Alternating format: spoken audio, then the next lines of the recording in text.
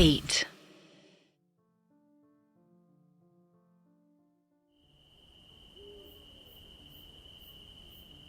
Car के इर्द गिर्द सुरक्षा घेरा बनाकर वेदा चल पड़े उस खंडर हॉस्पिटल में, जिसके अंदर कोई था, कोई ऐसा जो कब से वेदा का इंतजार कर रहा था।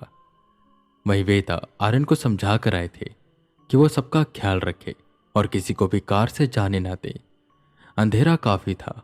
वेदा धीरे धीरे कदम आगे रखते हुए बढ़ते जा रहे थे और वहीं आर्यन और बाकी सब वेदा को जाते हुए देख रहे थे, जो देखते ही देखते अंधेरे में गायब हो गए और पहुंच गए उस हॉस्पिटल के अंदर। आर्यन, तुझे क्या लगता है, ये तेरा कजन अंदर ठीक तो होगा ना? उसे कुछ हो तो नहीं जाएगा? वैसे एक चीज तो है, तेरा कजन बहादुर बहुत है। क्या बहादुरी दिखाई! अगर आज वो ना होता ना तो हमारी पुंगी बच गई होती, मोहन ने कहा। जिस पर आर्यन कहता है, अबे मोहन, तू जानता नहीं है, इतनी शक्ति है ना इसके अंदर, इस शक्ति की कोई सीमा नहीं है। वो तो बस एक नॉर्मल जॉब करता है, पर मस्त बंदा है। क्यों सुल्तान, मुझे एक बात बता, अब तक तो तेरी पैंट गीली हो जाती है ना? देख कहीं हो तो नहीं गई? आर्यन ने सुल्तान की चुटकी ली, जिस पर सुल्तान भी सामने से मजे लेते हुए कहता है, मेरी तो नहीं हुई है, तू अपनी देख ले। भूल मत, अंधेरा देखते ही कैसे डर के भागता था। तो बेटे बचपन का दोस्त है मेरा, ज्यादा मस्ती करेगा ना तो पत्ते खोल दूंगा यहीं तेरे। जिस पर आर्यन हंसा और बाकी सब भी हंसने लगे। सुल्तान और आर्यन में वापस से बोलचाल हो गई। अबे सालो शांत हो जाओ, यहां पे एक तो लगी पड़ी है, वेदा अंदर गया और यहां पर तुम चारों की मस्ती नहीं खत्म हो रही। सालो बाहर भूत ही भूत है, कुछ तो लिहाज कर लो, कब से बकैती कर रहे हो? साला हंसी ठिठोली चल रही यहां पर, मिश्री ने बोला। जिस पर पलटते हुए सुल्तान कहता है, अबे मिश्री, आज तुझे क्या हो गया? तू तीखा तीखा क्यों बोल रहा है? जानता नहीं है क्या, मुसीबत जितनी भी बड़ी हो, पर जब सब दोस्त एक साथ होते ना तो वहां पर बस बकैती होती है और हंसी मजाक। और तू तो जानते ही ना मेरे दादा क्या कहते थे। ओ, तू कैसे जानता होगा, तू तो मुझे बाद में मिला है। मेरे दादा तो अब भगवान को प्यारे हो गए। खैर, मेरे दादा कहते थे कि कोई भी मुसीबत हो उसका हंस के सामना करना चाहिए। और रही बात वेदा की, तो तू उसकी चिंता मत कर, मुझे तो अंदर उन भूतों की चिंता हो रही है। बहुत ताकतवर और बहादुर है वेदा, तेरी तरह नहीं, चोमू। सब अब मिश्री की चुटकी लेने लगे। जहां कार में हंसी मजाक चल रहा था, वही कार के बाहर एक गुप्त सन्नाटा पसरा था। वेदा उस हॉस्पिटल का दरवाजा खोलते हैं। एक अजीब सी आवाज करते हुए वो दरवाजा खुला और वेदा अंदर की ओर आए। वो धीरे धीरे आगे बढ़ रहे थे, पर वो पुराना फ्लोर एक चरमराहट की आवाज कर रहा था। वेदा के हाथ में फोन था, जिसकी फ्लैशलाइट की मदद से वो आगे बढ़ते जा रहे थे। आसपास देखा तो मकड़ियों के जाले थे और नीचे मोटी मिट्टी की परत। टूटा फूटा हॉस्पिटल का सामान वहीं पर बिखरा हुआ था, जैसे स्ट्रेचर, कोई बॉक्स, डॉक्टर के कपड़े, ये सब। वेदा को वहीं पर बहुत से स्पिरिट्स के होने का इशारा मिलने लगा। ऐसा लग रहा था कि पूरे हॉस्पिटल में स्पिरिट्स का भंडार लगा है। एकदम से उनका टैटू चमका। वेदा को कुछ भी समझ नहीं आ रहा था कि आखिर ये हो क्यों रहा है, कि तब उनके सर में तेज दर्द होने लगा।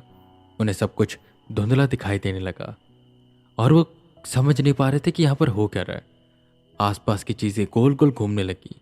उन्होंने आंखें बंद करी कि एकदम से सब शांत हो गया। उन्हें एक आवाज आने लगी। ये आवाज जैसे हॉस्पिटल में हो। वो आंखें खोली तो देखा कि वो हॉस्पिटल में थे, पर ये हॉस्पिटल नया था, वो खंडर नहीं। यहाँ पर लोग काम कर रहे थे। डॉक्टर एक रूम से निकलकर दूसरे रूम में जा रहे थे और सब बिजी थे। वेदा सामने से जा रही एक नर्स के पास गए और उसे पूछने लगे, एक्सक्यूज मी, क्या मुझे बता सकती हैं ये कौन सी जगह है? पर वो नर्स सुन ही नहीं रही थी। वो बस सीधे सीधे बढ़ती जा रही थी। वेदा बार बार उसे बुलाने की कोशिश कर रहे थे, पर वो सुन ही नहीं रही थी कि एकदम से वो पलटी और वेदा की ओर देखने लगी। हाश, चलो आपने मुझे देखा तो, ये कौन सी जगह?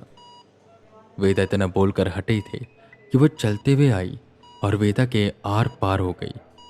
वो वेदा के पीछे खड़े एक डॉक्टर के पास गई। वेदा किसी को भी दिखाई नहीं दे रहे थे। वेदा वहां पर थे नहीं थे, एक ही बात थी। वेदा कुछ भी नहीं समझ पा रहे थे कि अभी तो वो उस खंडर हॉस्पिटल में थे, तो यहां पर कैसे आ गए। शायद ये भी कोई माया थी कि तभी उन्हें बच्चे की आवाज सुनाई दी। वो बच्ची हंस रही थी। वो उस आवाज का पीछा करने लगे तो लाइट्स फ्लिकर होने लगी, हॉस्पिटल बंद होने लगा, लोग घरों की ओर जाने लगे।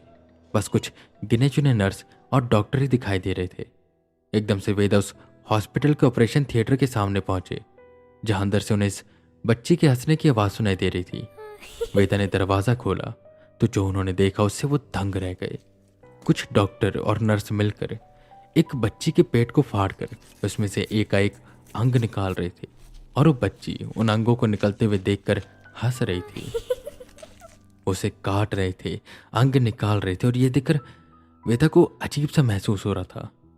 कुछ देर बाद डॉक्टर ने इशारा किया, जिस पर वो नर्स ढेर सारी रुई लेकर आई और डॉक्टर ने उसे उसके अंदर भर दिया और टांके लगा दिए और बाहर निकले।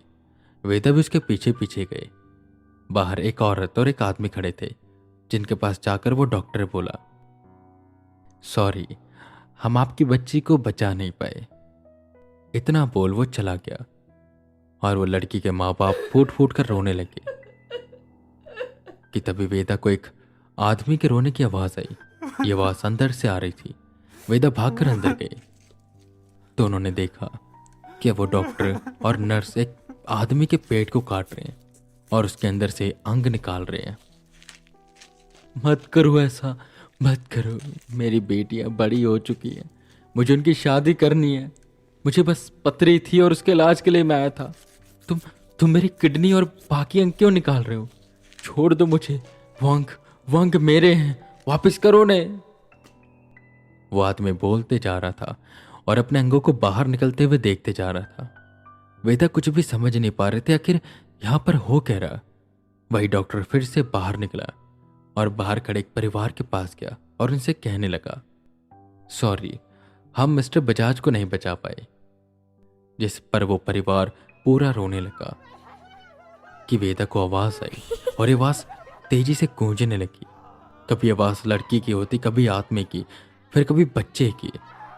वेदा के सर में दर्द होने लगा। आखिर यहां पर हो क्या रहा है? वेदा समझने की कोशिश में लग गई कि एकदम से आसपास का नजारा बदलने लगा। वो एक रूम में पहुंचे। सुनो नर्स मीना, ये जो अंग हैं इन्हें संभाल कर रखो, कल इनकी डिलीवरी करनी है। और सुनो, किसी को इसके बारे में पता नहीं चलना चाहिए, ठीक है ना?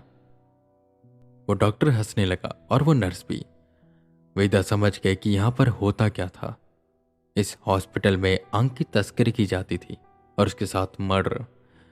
वेदा जैसे 2 कदम आगे हुए कि एकदम से फ्लोर टूटा और वेदा नीचे गिरे। वहां पर पुलिस थी, जिन्होंने हॉस्पिटल में रेड मारी और उस डॉक्टर को ढूंढने लगे। वेदा भी इस डॉक्टर को ढूंढते और ढूंढते हुए वो उस हॉस्पिटल के मुर्दा घर में पहुंच जाते, जहां पर डेड बॉडी रखी जाती थी। पुलिस भी वहां पर आती है, उसे ढूंढती है, पर वहां पर उन्हें जब वो डॉक्टर नहीं मिलता तो वो चली जाती है। और उस पुलिस के जाते ही वो डॉक्टर जो लाश बनने का नाटक कर रहा था वो उठा और उसके उठते ही वहां पर जितनी भी लाशें थी वो उठ खड़ी हुई। उन्होंने डॉक्टर पर हमला किया, जिस पर वो पागलों जैसे हंसते हुए अपनी जेब से कटर को निकालता है और अपने गले को रेत रेत कर काटने लग जाता है। खून पूरे फ्लोर पर बिखर गया और वो मर गया। तेज पुलिस सायरन की आवाज वेदा को सुनाई दी। वेदा घुटने के बल हो गए। उनका सर तेजी से दर्द होने लगा और फटने लगा। एकदम से उन्होंने अपनी आंख खोली तो वो उसी हॉस्पिटल में थे, पर वो खंडर हो चुका था और उनके चारों तरफ उन मरे लोगों की आत्माएं थी जो वेदा को घूर कर देख रही थी। उनके चेहरे पर एक डरावनी सी मुस्कान थी और वो धीरे धीरे वेदा की ओर बढ़ रहे थे। वहीं दूसरी तरफ बाहर आर्यन और उसके दोस्त आपस में बातें कर रहे थे जब मिश्री ने एकदम से बोला, अबे वो देख वेदा, उनके सर से तो खून बह रहा है और वो कहीं भाग कर जा रहे हैं। आर्यन ने उस दिशा की ओर देखा तो वेदा भागते हुए जा रहे थे और साथ ही साथ चिल्ला रहे थे। उनके सर से खून भी बह रहा था। ये कैसे हो सकता है?